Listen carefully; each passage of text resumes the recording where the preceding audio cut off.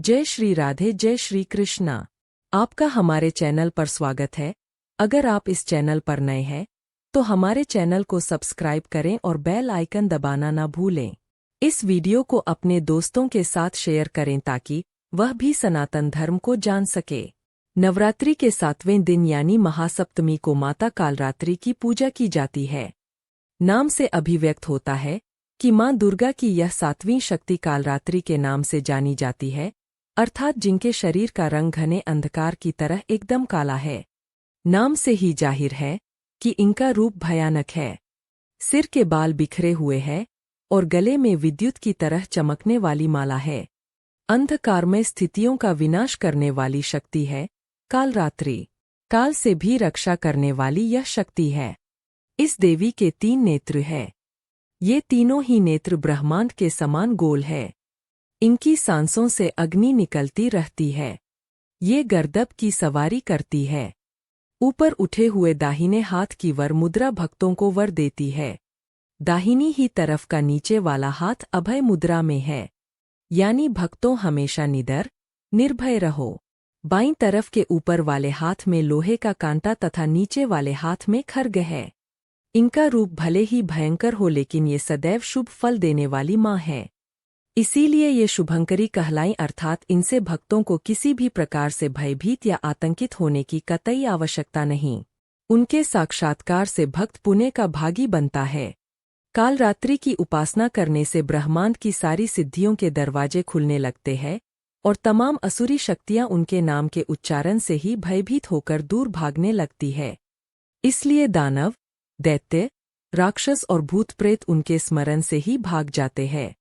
ये ग्रह बाधाओं को भी दूर करती है और अग्नि, जल, जंतु, शत्रु और रात्रि भय दूर हो जाते हैं।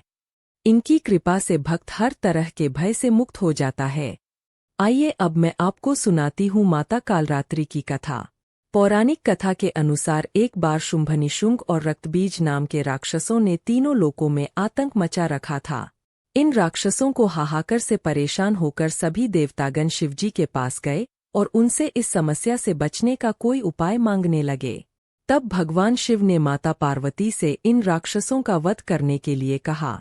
तब माता पार्वती ने दुर्गा का रूप धारण कर शुंभनिशुंभ का वध कर दिया।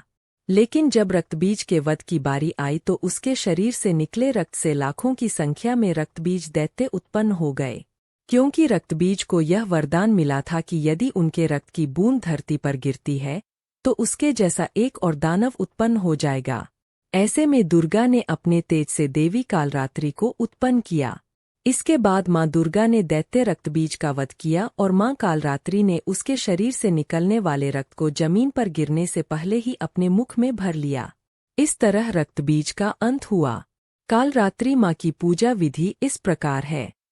इस दिन सुबह उठकर स्नानादि से निवृत्त हो जाएं। फिर मां का स्मरण करें और मां कालरात्रि को अक्षत, धूप, गंध, पुष्प और गुड़ का नैवेद्य श्रद्धापूर्वक अर्पित करें। फिर मां को उनका प्रिय पुष्प रातरानी चढ़ाएं। फिर मां कालरात्रि के मंत्रों का जाप करें।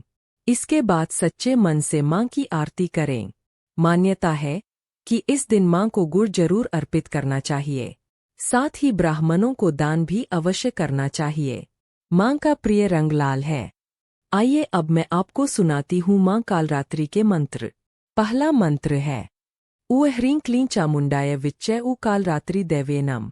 दूसरा मंत्र है कालरात्रेय नम। तीसरा मंत्र है फट शत्रुन सागय घातय। चौथा मंत्र है ह्रीं श्रीं क्लीं दुर्गति नाशिनेर महामायाय स्वाहा। पांचवा मंत्र है ऐ सर्वा प्रश्मनन त्रैलोक्यस्य अखिलेश्वरी एवमेव त्वथा कार्यस्मद वैरिविनाशन नमोसे। तो यह थी माता कालरात्रि की कथा और पूजा विधि। अगर आपको वीडियो पसंद आई तो इसे लाइक करें, शेयर करें और कमेंट करें। हरे कृष्णा, राधे राधे।